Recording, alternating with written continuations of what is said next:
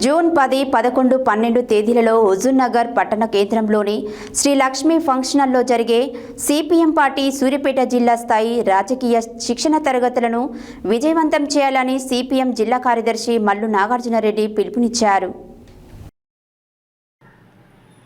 శనివారం సూర్యాపేట జిల్లా కేంద్రంలోని మల్లు వెంకట నరసింహారెడ్డి భవన్లో ఏర్పాటు చేసిన విలేకరుల సమావేశంలో సిపిఎం జిల్లా కార్యదర్శి మల్లు నాగార్జునరెడ్డి మాట్లాడుతూ జిల్లా వ్యాప్తంగా ఉన్న పార్టీ జిల్లా కమిటీ సభ్యులకు మండల కమిటీ సభ్యులకు 3 రోజుల పాటు రాజకీయ చైతన్యం కలిగించడం జరుగుతుందని, కేంద్రంలో అధికారంలోకి వచ్చిన బీజేపీ ప్రభుత్వం ప్రజా వ్యతిరేక విధానాలను అనుసరిస్తూ ప్రజలపై పెనుభారం మోపుతుందన్నారు. ఆదివాసీ హక్కుల కోసం పోరాడుతున్న మావోయిస్టులను హతం చేస్తుందన్నారు. చర్చలకు సిద్ధమని చెప్పినా వినకుండా నరమేధాన్ని చేస్తుందన్నారు. మరోపక్క పాకిస్తాన్తో చర్యలు జరుపుకుంటూ కాల్పుల విరమణ ప్రకటించిన కేంద్ర ప్రభుత్వం మరోపక్క ఈ దేశ పౌరులైన మావోయిస్టులపై మారణ హోమం సృష్టిస్తుందన్నారు.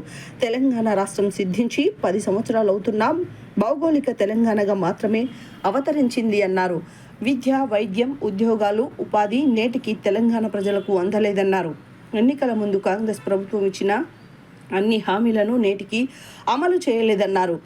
ఇచ్చిన హామీల అమలు కోసం ఉద్యమాలు ఉద్రిక్తం చేస్తామని హెచ్చరించారు.